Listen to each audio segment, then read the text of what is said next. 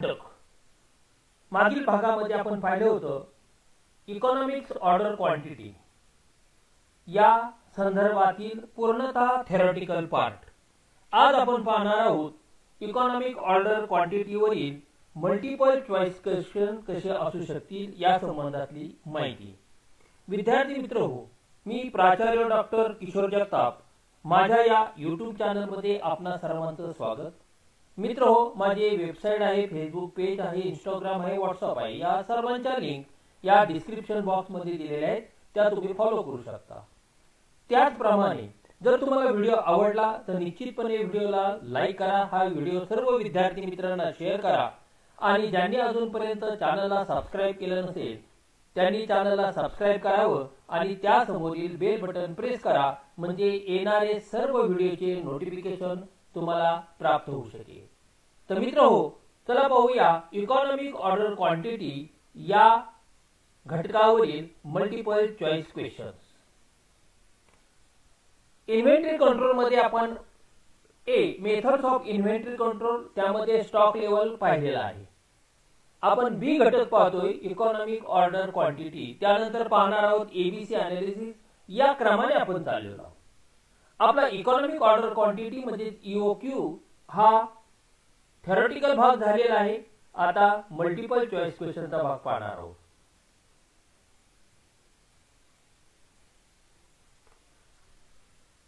आपण निश्चितपणे multiple choice question पाहण्यापूर्वी इकॉनॉमिक ऑर्डर क्वांटिटी मध्ये काय पाहिलं मागील व्हिडिओमध्ये त्याचा आढावा थोडक्यात घेऊया. Economic order quantity is another technique to determine how much to buy. हे आपण पाहिले होते. The purchase and storing functions involve certain cost when stock is increase. Number of purchases can be reduce. Thus, cost of storing would increase, but cost of placing order would decrease. And likewise, in opposite direction, the economic order quantity strikes a balance between the two with an objective to minimize total cost. हे आपण पाहिलेलं होतं. त्यानंतर आपण पाहिलेलं होतं ते म्हणजे the essential information required cost of placing an order. यामध्ये आपल्याला preparation of purchase order, cost of receiving goods, documentation processing cost, transport cost, cost of chasing order, rejecting defective goods, additional cost of frequent और small quantity order, हे सर्व घटक पाहिलेले होते. बी भाग जो होता तो म्हणजे cost of carrying stock. This takes into account the cost of storage, handling, insurance cost spread over quantity or value of material. It includes rent, light, heating, refrigeration, air condition, storage, staffing, equipment, maintenance, and running cost, handling cost, audit, stock taking, insurance and security cost, cost of capital blocked up in inventory, pilferage and damage cost. हे सर्व यामध्ये आपण पाहिलेले होते. आणि तिसरा भाग होता consumption during the period. This give the information about total consumption in terms of unit. आणि त्यानंतर आपण पाहिले होते ते म्हणजे इकॉनॉमिक ऑर्डर क्वांटिटीचे प्रोफार्मा. त्या प्रोफार्मामध्ये पहिला प्रोफार्मा होता EOQ is equal to √2 multiply by C multiply by P divided by I, where C is annual consumption in terms of unit, P cost of placing an order, and I for inventory carrying cost, that is cost of holding 1 unit of stock for 1 year. Number of order to be placed is equal to C divided by EOQ. आणि दुसरा proforma पाहिला होता तो म्हणजे EOQ is equal to √2 multiplied by A multiplied by O divided by C, whereas A is annual consumption in terms of unit, O is cost of placing an order, and C means inventory carrying cost. तर या सर्व भागावर multiple choice question असणार आहेत. ते कसे पाहूया. Question number 1. In economic order quantity, C stands for पहा, तुम्ही जर प्रोफार्मा जर चांगल्या प्रकारे लक्षात आला असेल, समजला असेल, त्याचं आकलन झालं असेल आणि तो जर तुम्हाला पाठ असेल तर तुम्ही सीचं मिनिंग तुम्हाला सांगता येऊ शकेल. C for annual consumption. A. Question number 2. In economic order quantity, P stands for, that is cost of placing an order. हे कशाचं माहिती आहे? ही आहे P च्या संदर्भातली माहिती. Question number 3. In economic order quantity, I stand for. Theoretical भाग सांगताना मी असं म्हटलं होतं, I means inventory carrying cost, that is cost of holding 1 unit of stock for 1 year. Cost of holding inventory, that is C option. Question number 4. In economic order quantity, A stands for. A means annual consumptions in terms of unit, that is answer is A. Question number 5. In economic order quantity, O stands for. O कशाचा आहे? तर O आहे प्रामुख्याने cost of placing an order, म्हणजे option B हे तुमचं उत्तर. Question number 6. The economic order quantity techniques to determine how much to purchase or how much to buy. What is to be buy, when to buy, where to buy नाही. किती आम्हाला माल खरेदी करायचा आहे हे इकॉनॉमिक ऑर्डर क्वांटिटी सांगतो आणि म्हणून आन्सर आहे A, how much to purchase और how much to buy. Question number 7. The economic order quantity strikes a balance between the two with an objective to minimize prime cost नाही, factory cost नाही, office cost नाही, तर total cost. Total cost minimize करणं हे economic order क्वांटिटीचं object आहे आणि म्हणून आपल्याला आन्सर सांगता येईल D, total cost. Question number 8. Dash is the aggregate cost purchases and receiving function spread over number of likely order.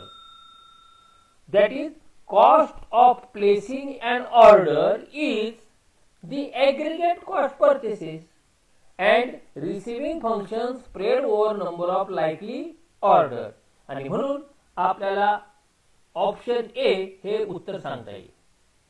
परत एकदा विद्यार्थी मित्रांना सांगतो, जर तुम्ही थेरॉटिकल भाग चांगला केलेला असेल तर तुम्हाला कुठल्याही पद्धतीने मल्टिपल चॉईस क्वेश्चन अथवा प्रॉब्लेम आले तरी तुम्ही त्या प्रश्नाचं उत्तर अचूकपणे देऊ शकताल आणि म्हणून थेरी चांगल्यात चांगल्या प्रकारे करणं हे अत्यावश्यक आहे. Question number 9. Dash takes into account the cost of storage and handling insurance cost spread over quantity or value of material. That is cost of carrying stock takes into account the cost of storage and handling insurance cost spread over quantity or value of material. म्हणजे option B हे आपलं answer आहे, cost of carrying stock. Question number 10. Cost of placing an order includes the. त्यामध्ये काय include होतो? That is preparation of purchase order, हो. Cost of receiving good, हो.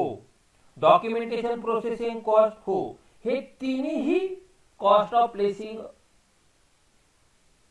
अन order मध्ये इन्क्लूड होत असल्यामुळे आपल्याला या ठिकाणी उत्तर आहे ते म्हणजे all of these, that is D. Next, cost of carrying stock includes दी, काय काय इन्क्लूड होतो?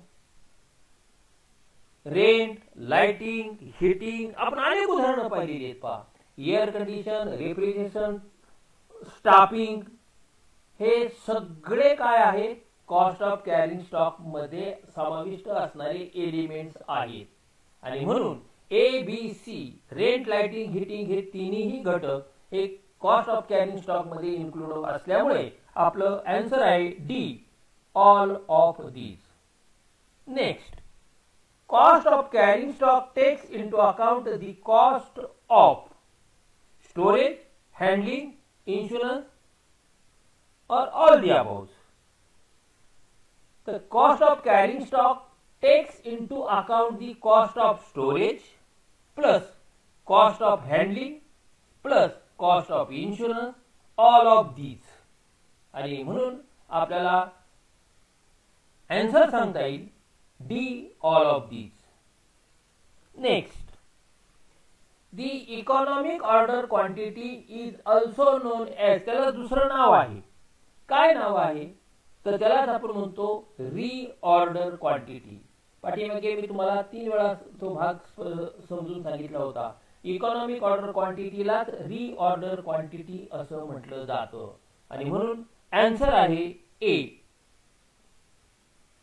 Next, the economic order quantity dash affects the number of purchases and consequently stock held.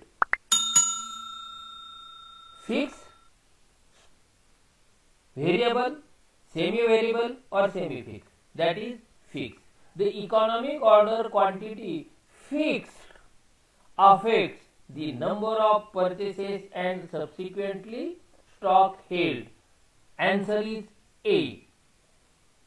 Next, the EOQ means, आपण पूर्ण टॉपिकलाच आता या ठिकाणी विचारात घेतलेला आहे. काय? हा शॉर्ट फॉर्म आहे कशाचा? इकॉनॉमिक ऑर्डर क्वांटिटीचा. आणि म्हणून आपल्याला उत्तर सांगता येईल EOQ means economic order quantity, that is A. विद्यार्थी मित्रांनो, इकॉनॉमिक ऑर्डर क्वांटिटी मध्ये आपण 2 व्हिडिओ पाहिलेले आहेत. एक पूर्ण थेअरीचा भाग, दुसरा थेअरी समजून घेऊन आम्ही मल्टिपल चॉईस क्वेश्चन कसे आहेत ते पाहिलेले आहे. आता हा थेअरी आणि मल्टिपल चॉईस क्वेश्चनचा भाग आपण पाहिल्यानंतर पुढील व्हिडिओमध्ये आपण पाहणार आहोत. यात इकॉनॉमिक ऑर्डर क्वांटिटीचे जे फॉर्म्युले तुम्हाला दिलेले होते ना 2, त्या फॉर्म्युल्याच्या आधारे कसे प्रॉब्लेम येणार आणि कसे सोडवले जाणार आहेत या संबंधीची माहिती आपण नेक्स्ट व्हिडिओमध्ये पाहणार आहोत. तर विद्यार्थी मित्रांनो, हा व्हिडिओ तुम्हाला जर आवडला असेल तर निश्चितपणे व्हिडिओला लाईक करा. आपल्या सर्व विद्यार्थी मित्रांना तो शेअर करा. ज्यांनी अजूनपर्यंत चॅनलला सबस्क्राइब केलं नसेल त्यांनी त्वरित चॅनलला सबस्क्राइब करावं आणि त्याचप्रमाणे समोरील बेल बटन प्रेस करा, म्हणजे येणाऱ्या प्रत्येक व्हिडिओचे नोटिफिकेशन तुम्हाला तुमच्या मोबाईलवर प्राप्त होऊ शकतील. विद्यार्थी मित्रांनो, माझी वेबसाईट आहे, फेसबुक पेज आहे, इंस्टाग्राम आहे, व्हॉट्सअप आहे. या सर्वांच्या लिंक या डिस्क्रिप्शन बॉक्स मध्ये दिलेल्या आहेत. तुम्ही त्या फॉलो करू शकता आणि माझ्याशी संपर्क साधू शकता. त्याचप्रमाणे माझी ईमेल या ठिकाणी दिलेला आहे, त्यावर देखील तुम्ही माझ्याशी कम्युनिकेशन करू शकता. तर विद्यार्थी मित्रांनो, पुढील भागामध्ये आपण पाहतोय इकॉनॉमिक ऑर्डर क्वांटिटी वरील प्रॉब्लेम, त्याचे आन्सर आणि सोल्युशन. धन्यवाद.